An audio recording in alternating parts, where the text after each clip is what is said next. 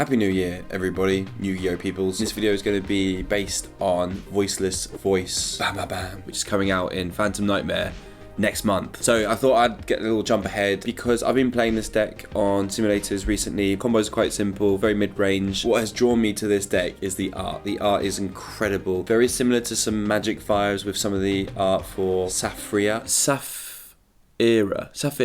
For Saphira. Really pretty cards, and that's the sort of draw I get to some cards, and then I'll read them and I go, oh, that's pretty good. We're going to look at the cards, I'll explain how the deck works, and then we'll be looking at some of the cards I've picked up beforehand, getting ready for this deck to drop. Most of the cards, if not all the cards, are retrains from very old cards. And the retrain card that they're focused on is Novok's Prayer and the Skull Guardian. So Novok's Prayer came out in 2000 in Japan. It's just a really boring vanilla ritual spell card, which back then ritual spell cards weren't very good, and no one played ritual cards. So Novok's Prayer makes the Skull Guardian, and so the Skull Guardian gets a giant retrain and becomes absolute beast in this deck. And then it kind of ties in with other ritual cards, and so they've made a retrain of the name that I'm going to completely butcher, Sorceress, the Ancient and Ascended. The card is playable right now because it negates targeted effects. So this card is a bit of a hand trap. It can negate an imperm, and it can stop an Infect Veiler. Not super duper awesome, but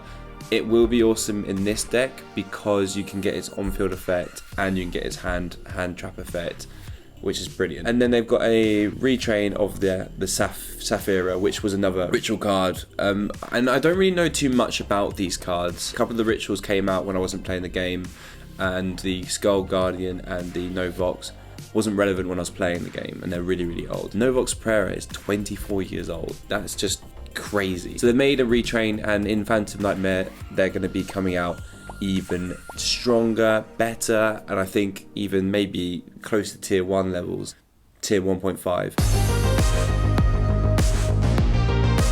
So the focus around Novok's the Voiceless Voice Disciple. Really cool card. You can use her as a full requirement for a ritual summon of a Light Warrior and a Dragon Ritual monster. So she can be a full requirement for the new Skull Guardian ritual and cards like Sorceress. So you can just use her, which is brilliant because when you ritual summon, you have to equal or exceed the level of the card for the requirements. If she's normal summoned or special summoned, you can place one voiceless continuous spell trap from your deck face up into the spell trap zone. This is really cool because it plays through Droll and it also plays through Ash. So you get her out and then you're able to extend into using these really powerful continuous spells and traps. One neat little effect is when it's in the graveyard and you ritual summon, you can special summon her out again. So you use her as ritual material and then you special summon her out again, and it helps boost up your Skull Guardian Omni Negate. It gives the continuous spell an extra layer of power. So we have our continuous spells and traps. So we have the most powerful one, which is going to be the Voiceless Voice Barrier. This is the one where if you have a Novok's on the field and a ritual on the field, your stuff becomes untargetable. They can't target your light monsters with card effects, which is really strong, especially in a format where there's lots of targeting, lots of effect failures, lots of imperms. Really cool. During your main phase, you can add a Voiceless Voice card, which is just brilliant. The other card you'll be looking to get up on the face up on the field through Novok's effect is the trap card, which has 2 effects. And so during the main phase, you can shuffle one Light Warrior or Dragon Ritual monster or one ritual spell from your hand or graveyard into deck, and you can add a Voiceless Voice monster from your deck and either add it to your hand or special summon it, which is really cool because you can get Novok's going again. You can get the other spell up on the field, especially if it got destroyed. You can get the Novok's onto the field to make the Skull Guardian get its Omni Negate. So it's really cool for follow-up too. But I think most of the time you'll be using this card as an interruption because you can target cards your opponents control up to the number of Light Warrior and Dragon Ritual monsters you control. Destroy both of them and this card. That's very strong. The other spell is our Voiceless Voice Prayer. You can use this to basically ritual summon all those cards that are in the deck, in the archetype. And there's also some other ritual cards that you can use that are going to be really strong, and I'll be able to show you those later. It also has a second effect, which is not too shabby. You can banish this card from the graveyard to special summon one Sorceress, the Ancient and Ascended, Saphira, the old one, or Skull Guardian, which is the new one, from your deck or your hand. So on to the new Saphira. This is just an absolutely gorgeous looking card. It's a discard effect, so you discard it to send a ritual spell from your deck to the graveyard. Then you can add a Light Warrior or Dragon Ritual monster from your deck or graveyard to your hand. So really, really cool, because even if you've used cards and on follow-up, you're able to add from your graveyard, but that means Bell can get involved and sort you out. However, this is a really good starter card. It's one card combo, because you can banish it to ritual summon a light warrior or dragon ritual from your hand by tributing monsters from your hand. So it's another way into ritual summoning. She's very, very powerful. She can get cards for you, and she can ritual summon your strong boss monster. And before we look at the boss monster, we've got Sororus, the sagely voiceless voice dragon. Lots of words again. Granddad of the deck. He's really, really cool because you can special summon this card from your hand by shuffling 2 spells from your hand and or graveyard into the deck, including at least 1 ritual spell. You can put back prosperities, you can put back pre-preps, and then on your opponent's turn, as a quick effect when a card is activated, to return it to hand, to special summon 1 light warrior or dragon ritual monster from your hand or deck, but shuffle it during the end phase. So you want to special summon the older version of this card because it has a really cool on-field effect where it's a bit of a, I think it's a solemn strike, solemn warning effect, and then it has its in-hand effect. So Sororus can bounce back itself, the ritual one, back to hand, to then have another interruption. The main baddie, the absolute beast of this archetype is the Skull Guardian, the Voiceless Voice Protector. This is the boy. This is the beast. So you can ritual summon this card using the Voiceless Voice Prayer. It gains 2050 attack while the Novox Disciple is on the field or in your graveyard. So he's becoming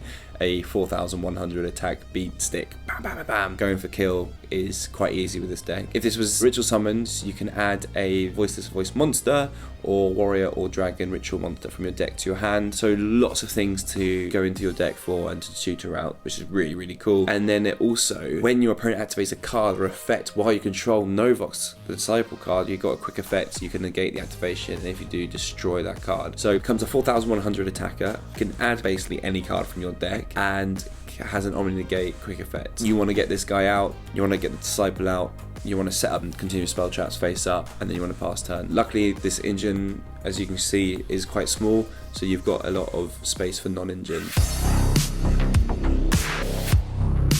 So I'm going to go through some of the cards that I've picked up for the archetype and explain why you should think about picking them up. I've picked up a Sororus the Ancient and Ascended. You clearly need this card to add from your hand, and it's really good interruption on the field and also in the hand. Picked up a shiny secret version. You're probably going to be playing 1 or 2, you won't be playing 3. And then you're going to need to be looking at potentially either playing 2 of the Sororus or another ritual. So I'm looking at the Odd Eyes Pendulum Graph Dragon. This has got a neat effect where it can negate spells and traps, and it also has a burn effect too, so it's quite nice in time or close to time. When it's used, it's spell trap negate. You can special summon an Odd Eyes from the extra deck. So go and have a look at the different kind of Odd Eyes cards you can get, because I know there's a Synchro one that is pretty good. I think there's also an XYZ one which you can like rank up into something even bigger, but the one I've got currently is the Odd Eyes Meteor Burst Dragon. This is kind of cool. Unfortunately, you can't do its first effect where it can just bring out the pendulum graph again. However, monsters in your opponent's possession cannot activate their effects during the battle phase, so that's pretty cool. Look into these ritual cards. I did have another ritual which was from Mega Pack 20 or 21. Can't find it, but it's got a very similar effect to Sororus, and it has a hand trap effect. Everyone is going to be playing Diviner of the Herald because it's a fairy.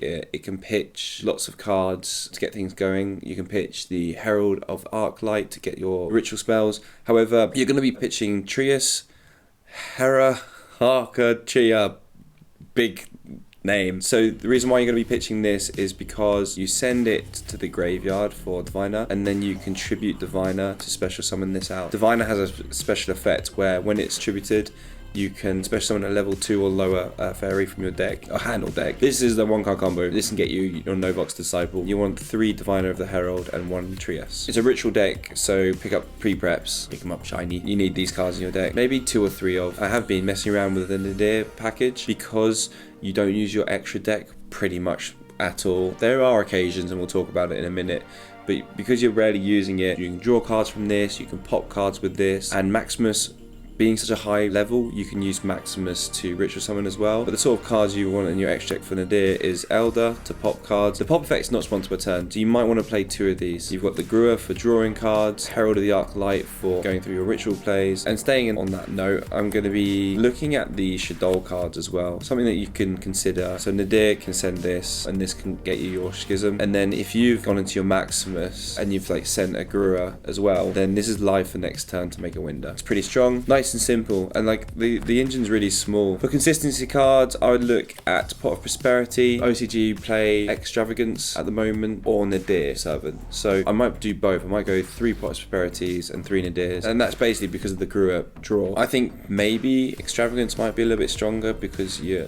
getting that +1. If we've got Prosperity, we play Prosperity, right? And then another thing which the OC won't be having played is the Fenris. Fenris are going to be really, really helpful because they're an interruption by themselves, and you can send it for the ritual costs. If you're not getting drolled after you've done your Voiceless Voice plays, then you get the other Fenrir and use the other Fenrir as cost for ritual spell. That is pretty nice. And then you can see a lot of people are playing Super Poly at the moment in the OCG because of all the fire decks running around. So we've got Mud Dragon the Swamp as a target, and then we've got Earth Golem Agnista as a target. So this is pretty neat because Rescue Ace can end and might end on Heat Soul, SB Little Knight, and Sunlight Wolf. So you can basically see you later and play the Earth Golem, and obviously Mud Dragon's pretty stable with Super Poly. And then you need to consider the Diamondo card, because if you're not got the Nadir line in your turn and you want to get both spell and traps on the board, you want to use Diamondo to basically send the Skull Guardian and Novox to make this, and then in your opponent's turn as a quick effect to tribute this and to special summon out both the Skull Guardian and Novox, and then Novox will get the other place on spell trap effect. So you'll have the spell, which will mean that your cards are untargetable, and then you'll have your trap, which is either a shuffle back and add or special summon, or a pop it and pop other cards on your opponent's turn. It's very, very useful. But then if this gets interrupted, you've just lost your whole board. So you've got to make sure you know what you're doing with this card.